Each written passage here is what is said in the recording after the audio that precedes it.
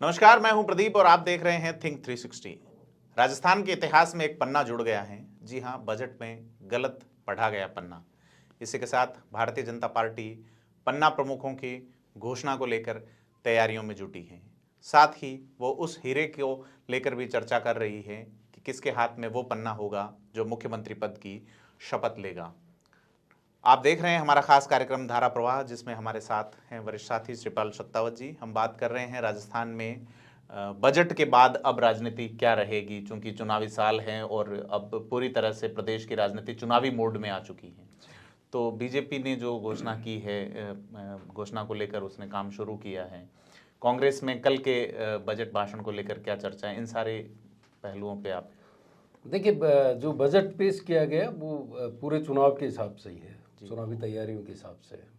तो निश्चित रूप से उसकी काट भी बीजेपी सोचेगी। और बीजेपी का जो संगठन है, अगर कोविड के दौर से देखें, कोविड काल से देखें, तो उस वक्त से जो यहाँ के संगठन महामंत्री हैं उनकी देखरेख में, या प्रदेशाध्यक्ष हैं सतीश पूनिया, संगठन महामंत्री चंद्रशेखर, इन्होंने लगातार कार्यकर्ताओं को एंगेज रखा, संगठन को एक्टिव रखा।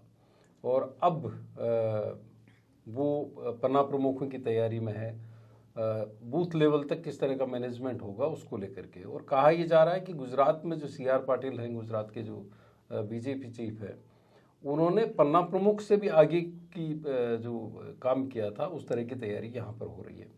कमल ऐप में पूरी तरह से बीजेपी ने पहले से संगठन का पूरा एक ढांचा तैयार किया है जी। सारे हर बूथ वाइज उनके पास में डाटा आ चुका है।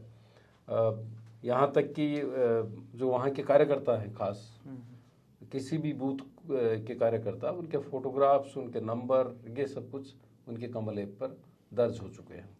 और ये प्रक्रिया अभी से नहीं हुई है, ये कोविड काल के वक्त से ही पूरी तरह से एक्टिव मोड में रहे।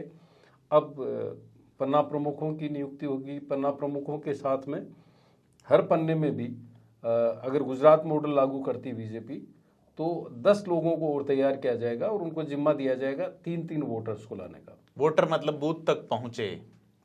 जी, अक्सर ये होता है कि जैसे वोट शेयरिंग, वोट परसेंटेज बढ़ता है तो बीजेपी को एक बड़ा फायदा होता है। हम 2013 के रिजल्ट में देख चुके, 14 केंद्र सरकार के रिजल्ट में देख चुके। तो इससे ये साफ है कि बीजेपी अब पूरे एक्शन मोड पे है और ज़मीनी हकीकत पे काम कर रही हैं। प्रदीप जी, राजस्थान के अगर संदर्भ में देखें तो दिल्ली में भी ये कोशिश की गई थी किरण बेदी के चुनाव में। ओम बिड़ला जो सांसद हैं कोटा से, उनका काम करने का तरीका इसी तरह से रहा। CR पाटिल साहब का काम करने का तरीका उससे आगे का है। लेकिन उन्होंने एक व्यवस्था की थी, ये ओम बिड़ला की अगर बात करें तो जब वो विधायक थे तब भी उन्होंने इस तरह की व्यवस्था कर रखी थी कि 2 बजे के आसपास उनके वर्कर्स पूरा एसेस कर लेते थे। एक कंट्रोल रूम में उनका पूरा डाटा कलेक्ट होता था कि कौन वोटर वोट देने जा चुका है और कौन नहीं पहुंचा है। तो 2 बजे बाद वो वोटर्स को निकालते थे, बूथ तक लेकर के जाते थे जी। उसको और मॉडिफाई करते हुए, हालांकि तब तक ओम बिड़ला जो अभी लोकसभा अध्यक्ष हैं, उनके फार्मूले पर उदयपुर दिल्ली का चुनाव जीतने की कोशिश हुई। वो कामयाबी वैसे नहीं मिली, लेकिन उस वक्त बिड़ला का फार्मूला बड़ा चर्चा में था। उसको मॉडिफाई करते हुए बीजेपी आगे बढ़ी। पन्ना प्रमुखों की बात हुई, पन्ना प्रमुख बनाए गए। और अब गुजरात चुनाव में हर पन्ने में जो 30 वोटर्स के नाम होते हैं आमतौर पर, उनको लाने के लिए एक पन्ना प्रमुख के नीचे गुजरात में 10 लोगों को और साथ खड़ा किया गया। यानी जो 1 बूथ 10 यूथ का जो फार्मूला किसी ज़माने में बीजेपी में होता था, वो एक पन्ने की तरफ पहुंच गया। एक पन्ने के साथ 10 लोग, 11 लोग जो वोटर्स को लेकर के आएंगे। तो ये एक तैयारी बीजेपी की दिखती है। और विधानसभाओं को लेकर भी उन्होंने 3-3 प्रभारी केंद्र से, ऐसा सुनने में आ रहा है कि 3 विधानसभा पे एक 3 विधानसभा के ऊपर एक कैबिनेट मंत्री को, एक मंत्री को, केंद्र के मंत्री को तैनात करने की बात है, ताकि वो वहाँ का फीडबैक लेकर के ऊपर तक दे सकें। और जिस तरह की चर्चाएं हैं या जिस तरह के संकेत लगातार है, चाहे प्रधानमंत्री नरेंद्र मोदी की आसिंद की सभा को लें या जो दौसा में सभा होने जा रही है उसको लें, तो एक संदेश ये भी साफ तौर पर है कि बीजेपी जहाँ तक संभव होगा प्रधानमंत्री नरेंद्र मोदी के चेहरे पर चुनाव लड़ेगी, कमल के निशान को आगे रख करके चुनाव लड़ेगी। ताकि मुख्यमंत्री को लेकर के आगे जो भी निर्णय करना वो किया जा सके। लेकिन एक चीज़ जो हुई है, बदली है इन दिनों में जी, वो देखने के काबिल है। जिन पूर्व मुख्यमंत्री वसुंधरा राजे को एक तरह से राजस्थान का संगठन इग्नोर करके चल रहा था, पिछले कुछ दिनों से पूर्व मुख्यमंत्री वसुंधरा राजे की एक्टिविटीज़ तेज हुई है, संगठन में उनकी अहमियत बढ़ती नजर आ रही है और दूसरे नेताओं ने तरजीह देनी शुरू की है। जी। और एक फोटोग्राफ जो धौलपुर के जो दुष्यंत सिंह धौलपुर जो झालावाड़ के सांसद हैं, उनके सोशल मीडिया अकाउंट्स पर जो एक फ़ोटो आया है वो भी अपने आप में काफ़ी कुछ इशारे कर रहा है। उसमें केंद्रीय मंत्री नितिन गडकरी हैं, खुद दुष्यंत सिंह हैं और पार्टी के संगठन महामंत्री रहे प्रकाश चंद्र जो अभी लघु उद्योग भारती का जिम्मा देखते हैं, आरएसएस में बड़ी भूमिका उनकी है। तो ये तीनों का जो फोटोग्राफ है वो भी काफ़ी कुछ कहानी कह रहा है और उससे लगता है कि चीज़ें बदल रही है, आइस मेल्टिंग हो रही है और जिस तरह की गतिरोध की बात कही जा रही वो गतिरोध भी कहीं ना कहीं खत्म हो रहा है। यानी बीजेपी पूरी तरह से इस मूड में आ चुकी है कि किसी भी सूरत में वो जो एक फीडबैक आ रहा है वो उससे कम सीटें नहीं आई। सर, किरोड़ी मीणा ने जो बयान दिया है कि उन्होंने एक बड़ा प्रदर्शन शुरू किया युवाओं को लेके, सीबीआई जांच को मांग को लेके, उन्होंने प्रदेश संगठन पे आरोप लगाए, प्रदेश संगठन के मुखिया सतीश पूनिया पे सीधे से आरोप लगाए कि उन्होंने, हालांकि सतीश पूनिया वहाँ जाके मिले भी, तो ये कहीं नहीं देखने में, अपन विधानसभा में भी देखते हैं तो सतीश पूनिया मतलब राजेंद्र राठौड़, गुलाब चंद कटारिया, वसुंधरा राजे इनके बाद नजर आते हैं। तो क्या ये नहीं लग रहा कि कद वसुंधरा का आगे जा रहा है, सतीश पूनिया पीछे खिसक रहे हैं? देखिए, संगठन के अध्यक्ष के नाते तो निश्चित रूप से उनकी एक बड़ी अहमियत है ही, लेकिन आप जितने भी बीजेपी के नेताओं को देखेंगे जब वो एक जगह होते हैं और उसी वक्त अगर पूर्व मुख्यमंत्री वसुंधरा राजे का प्रवेश होता है तो आप अचानक देखेंगे कि वो जो भीड़ अलग अलग हिस्सों में अलग अलग नेताओं के साथ खड़ी होती है, अगर 5-5, 10-10 लोग एक एक नेता के साथ हैं, वो सारे एक साथ पूर्व मुख्यमंत्री वसुंधरा राजे के इर्द गिर्द होते हैं। यानी जो कमांडिंग पोजीशन है पार्टी में या जन समर्थन की बात करें तो वो निश्चित रूप से पूर्व मुख्यमंत्री वसुंधरा राजे के साथ है, लेकिन संगठन के लिहाज से देखें तो संगठन में काम करने की कोशिश लगातार सतीश पूनिया कर ही रहे हैं और उनकी वजह से उनके कामकाज के तरीके को लेकर के जब काम करते हैं तो नाराज़ भी होते हैं लोग, और वो नाराज़गी किरोड़ीलाल मीणा के बयानों में भी नज़र आती है। अंदर खाने में कई चर्चाएं होती है कि गुलाब चंद कटारिया भी उनके कामकाज के तरीके से नाखुश हैं, खुद पूर्व मुख्यमंत्री भी उनसे संतुष्ट नहीं है, उनके कामकाज के तरीके से खुश नहीं है। तो इस तरह की चर्चाएं और इस तरह के संकेत लगातार मिलते रहे हैं, लेकिन कहा यह जा रहा है कि किरोड़ीलाल मीणा की जो तात्कालिक नाराज़गी है उसमें ये जो आंदोलन है उसके पीछे नहीं खड़ा होना तो एक कारण उन्होंने जाहिर तौर पर बताया ही है। लेकिन दौसा की जो बैठक है, दौसा में प्रधानमंत्री की जो सभा है, उसको मीणा हाई कोर्ट से शिफ्ट करने को लेकर के भी उनकी नाराजगी है और जो मीणा के समर्थक हैं उनका मानना है कि मीणा हाई कोर्ट से उसको बांदीकुई के धनावड़ा गांव में ले जाने के पीछे संगठन का फीडबैक है और चूंकि संगठन के मुखिया सतीश पूनिया हैं तो ये नाराजगी भी उनके प्रति इस वजह से है। सर, एक आप फरमा रहे हैं कि मोदी के चेहरे पे चुनाव लड़ा जाएगा। अब तक जो चुनाव लड़े गए हैं नरेंद्र मोदी के चेहरे पे, वो ज़्यादातर कई स्टेट्स में एक साथ चुनाव होते हैं तो बड़ा स्टेट एक आध ही रहा है। इस बार 3 बड़े स्टेट एक साथ हैं और ये भी सुनने में आ रहा है कि बीजेपी अगस्त सितंबर के बाद जम्मू कश्मीर के चुनाव कभी भी करा सकती है। तो क्या इतने सारे स्टेट्स में जहां बीजेपी को सबसे ज़्यादा सांसद हैं, उनके राज्यसभा में लोग हैं और उनको अब और ज़्यादा बहुमत चाहिए राज्यसभा में, तो सारे स्टेट्स में एक साथ वो इतना बड़ा दांव मोदी पे खेलेंगे?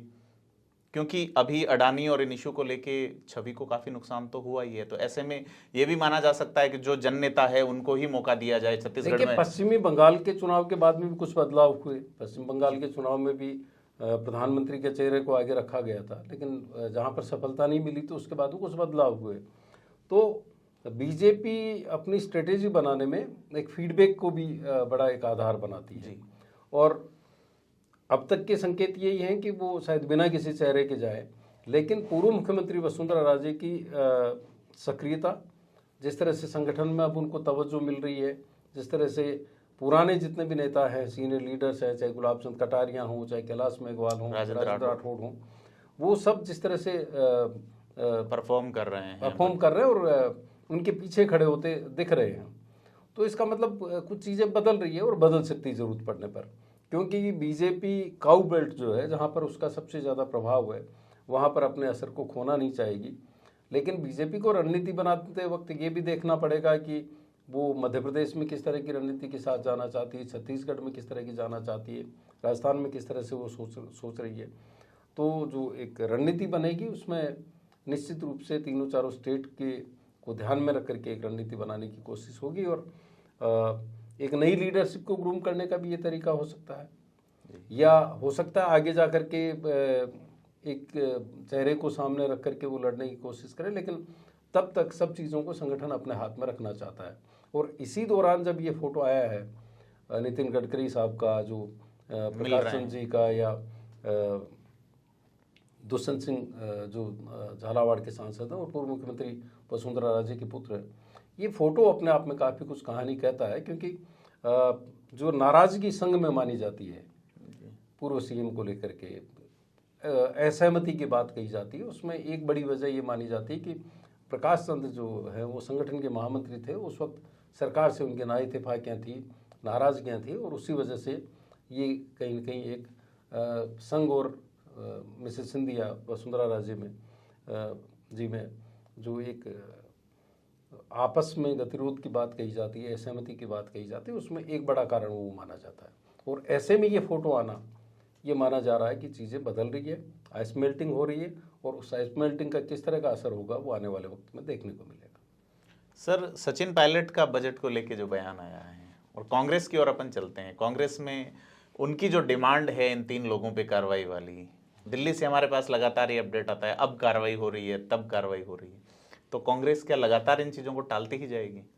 देखिए, संकेत तो वो लगातार दे रही है कि कुछ करना चाहती है। जैसे एआईसीसी मेंबर्स की जो एक सूची आई है, उसमें न शांति धारीवाल का नाम है, न महेश जोशी का नाम है, और न धर्मेंद्र राठौड़ का नाम है।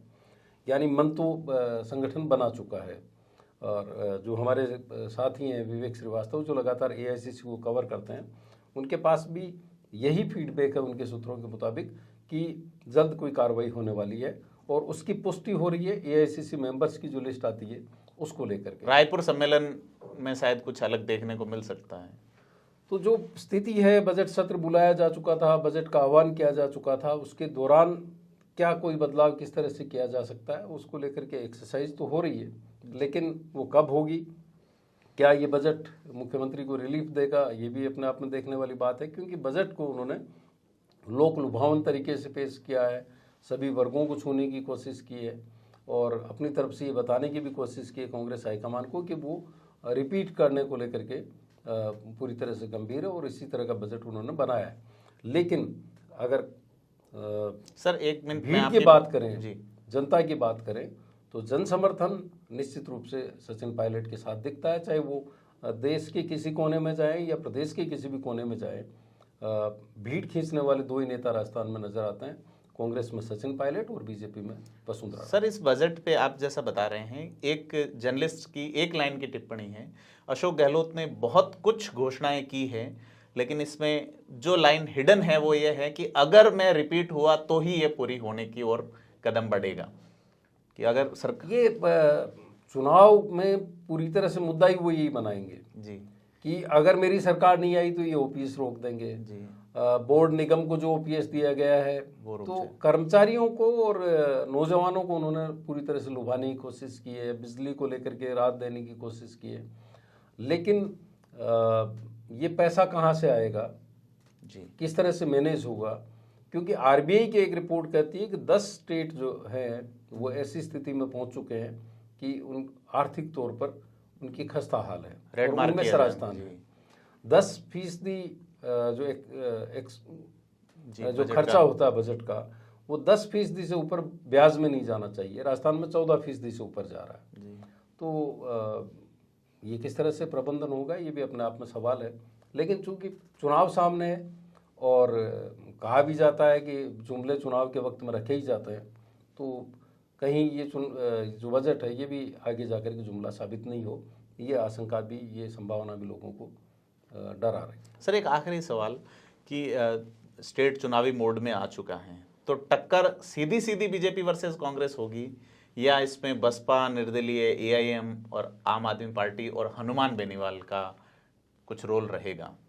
देखिए, अभी तक जो स्थिति है, जो फीडबैक बीजेपी के पास है, बीजेपी लगातार जो सर्वे करवा रही है, उससे तो लगता है कि अगर ये स्थिति रहती है, गहलोत साहब के नेतृत्व में चुनाव होता है, तो लगता है कि टक्कर जैसी स्थिति भी कहीं नजर नहीं आ रही है, एक स्वीप करती हुई बीजेपी नजर आ रही है जी।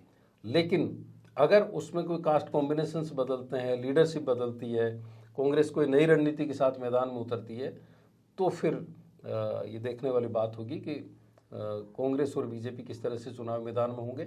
लेकिन ये चुनाव दिलचस्प इस मायने में होगा कि हनुमान बेनीवाल भी पूरी तैयारी के साथ में मैदान में है, आम आदमी पार्टी भी तैयारी कर रही है, बीएसपी ने, मायावती बीएसपी सुप्रीमो, उन्होंने अभी हाल ही में कहा था कि वो अब अपने बूते ही चुनाव लड़ेंगे, गठबंधन नहीं करेंगी। यानी बीएसपी भी अपने वोट बैंक को वापस संभालने और सहेजने की कोशिश कर रही है।